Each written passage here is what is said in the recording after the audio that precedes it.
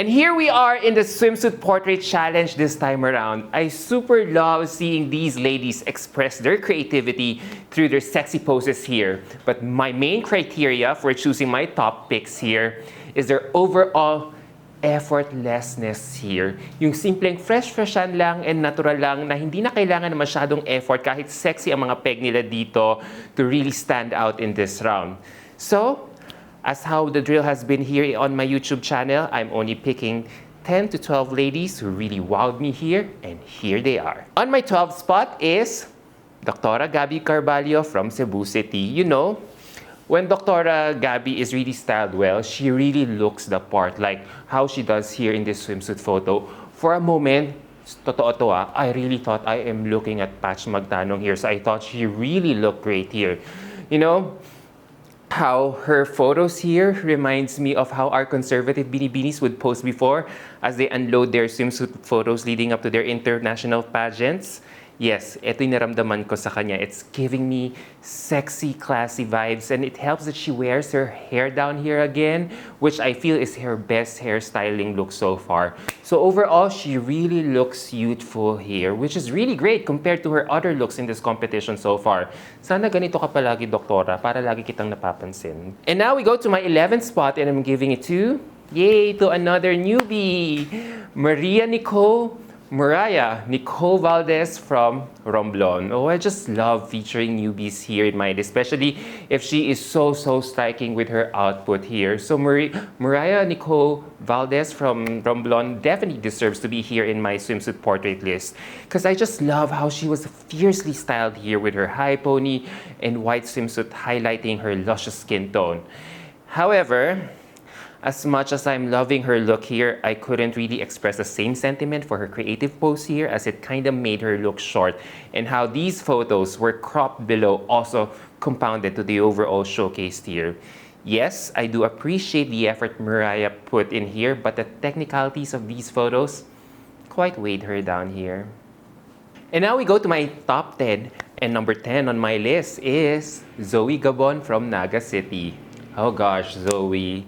You are so glistening here in your swimsuit photo. Like, it's only now I'm discovering that you have a very fit and toned body pala. Like, your military background here is serving you in good stead, and as we get to see the fruits of your hard work. Like, I can't believe that you've achieved this phenomenal body given that you've had weight problems when you were younger. So I just love how Zoe looks so incredibly gorgeous here, well styled from the neck up and banging from the neck down. It's absolutely one of my favorite photos of Zoe here in this competition. Well done, Zoe. And now we go to my 9th spot, and I'm giving it to Maiko Ibarde from Benguet. I super love Maiko's photos here because she really just looks so effortless here. Because she hardly does anything with her poses here, but I can still feel her fire and intensity, as she really has huge sex appeal. And I'm glad that she is downplaying it quite here, just for it not to scream too much, you know what I mean? And maybe it helps that she has this Latina vibe going for her, so regardless how simple her poses here, it still registers so strong, so strong to me. In fact, she kind of reminds me of her predecessor here, Tara Valencia, with her look and luscious skin tone. Now, the only reason why I am ranking her quite low here is because of the technicality or the composition of this photo. I wish her photographer here chose a white background or any bright color to really highlight her skin tone, as this kind of color background made her quite muted. But other than that, I just love Maiko's overall effortlessness here. And now we go to my 8th spot, and I'm giving it to Katrina Legado from Taguig. Oh gosh, Katrina just looks so stunning and effortless here in her swimsuit photos. In fact, her swimsuit photo spread here feels like photos straight out of Soen or Triumph catalog. Like, ganun siya kaganda and effortless here, with that Filipino face being highlighted here with that gorgeous makeup styling, and even how the lighting composition of her photo here really contributed to how she just looks so feminine and effortless here. Now, I'm also digging her side poses here as well, but what I love most about her spread here is how brave and confident she is here, given the revealing design of her swimsuit choice. Like, wow, Katrina, for you to be able to pull this off, wow. Now, if I only have to nitpick something lang, is that I wish Katrina could have chosen a different color for her swimsuit to achieve that cohesive overall natural look, especially with that color background that her photographer used for her photo. Yun lang, but other than that, I just love Katrina's face and poses here. Wow. And now we go to my 7th spot, and I'm giving it to, no surprise, Eloisa Jauod from Laguna. Wow, talk about power and intensity. This is how I'm feeling about Eloisa's photos here. It's by far her strongest photos in the competition so far, but for some reason, I still have some reservations in terms of how these photos were taken. Yes, she's giving me Bea Luigi Gomez vibes with her strong aura and statuesque beauty here. However, it's the way she did her poses here which make me rank her low here in my list. Because it's very soft and demure as opposed to her fierce hairstyling, napansin nyo. So I got confused quite a bit. Either she was severely styled here for her simple and demure poses, or her lack of creativity in posing with that high pony styling confused me a lot. So if you were to ask my opinion, if she were to pull off this high pony styling, I wish she would have been more creative and dynamic with her poses here, because it feels like her output here were just stills taken from her video. But other than that, in terms of overall impact, she still looks so strong and mighty with this imposing photo. You know, she just has to iron out these little details to make this set of photos a more formidable one. And now we go to my 6th spot, and I'm giving it to Natsumi Sekiguchi from Bacoor City. Wow, let's welcome this beautiful Caviteña in my list, as she really stunned me in her swimsuit photo.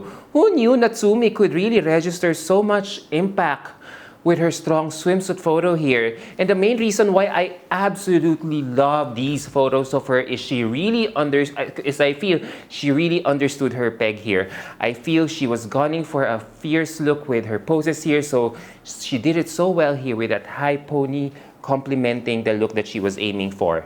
And as a result, she really looks so fierce, polished, and so tall or imposing here.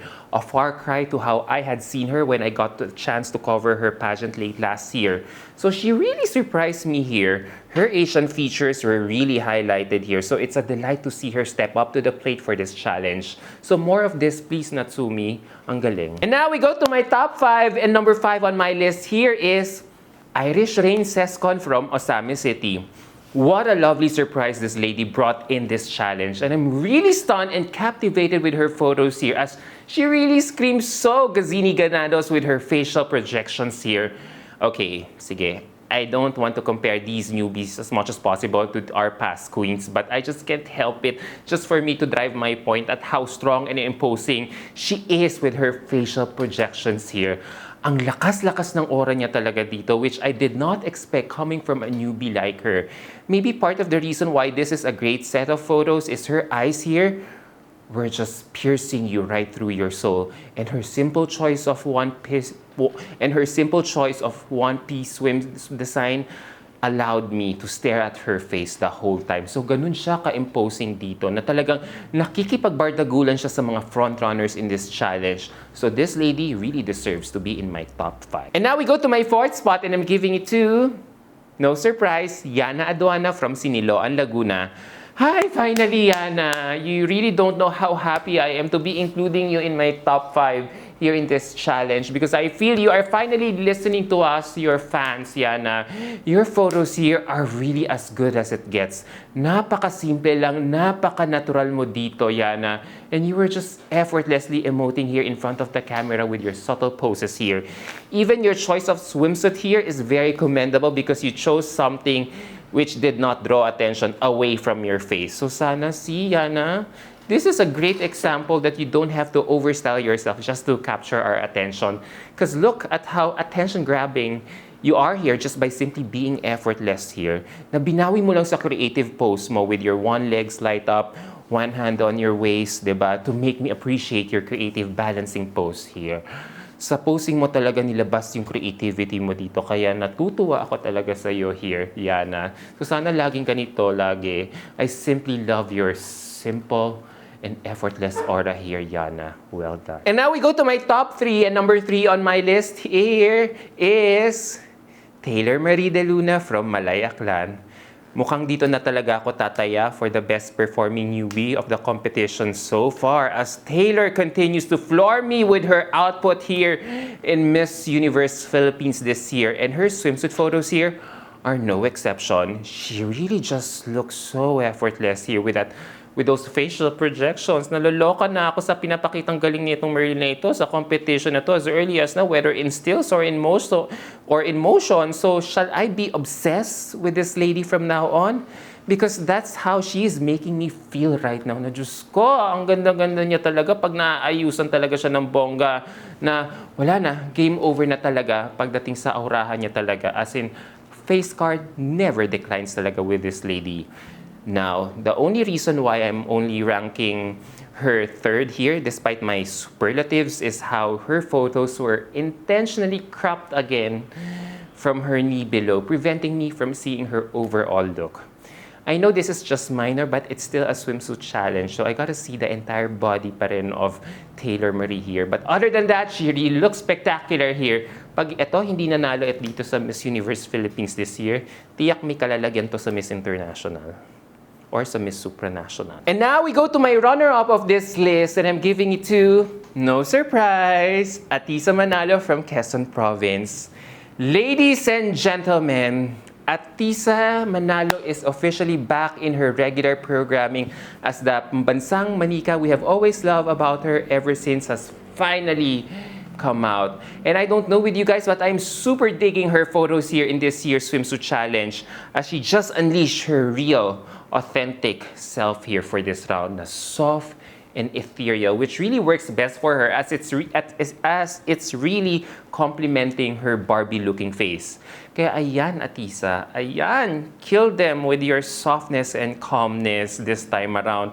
And also, part of the reason why I am loving this photo here so much is because she gave me a look that we have never seen from her before.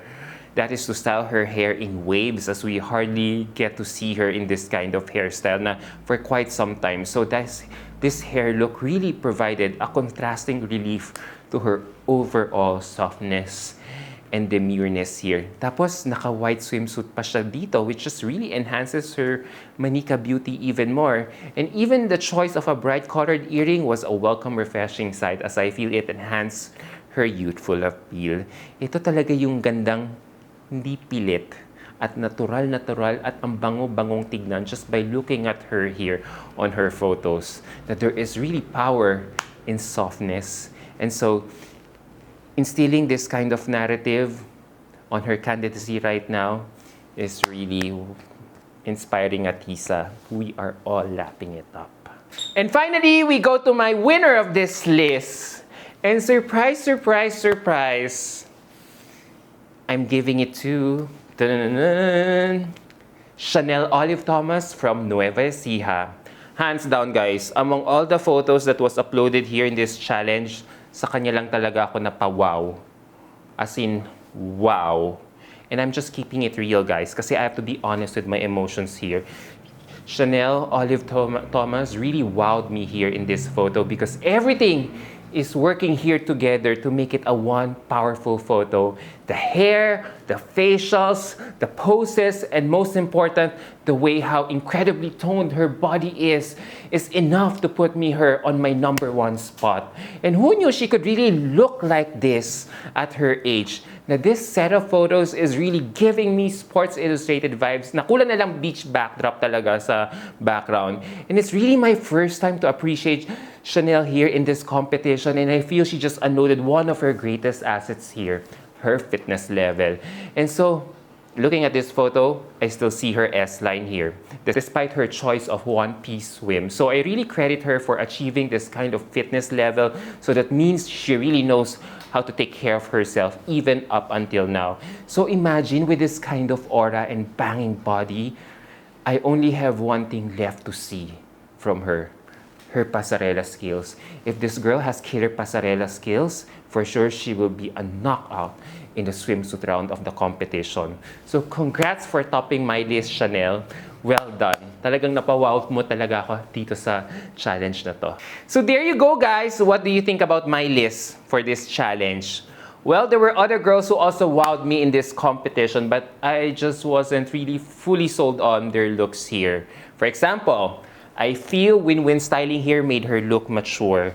Chelsea's new look, on the other hand, made her look so unrecognizable for me. While Bohol's hairstyling naman was really a complete head scratcher for me despite having a great pose here and choice of swimsuit. So yeah, those were the girls that really caught my attention here for this round. Let me know your thoughts down below in the comment section to see if we are on the same page about these ladies for this round. So until my next video, guys. Bye!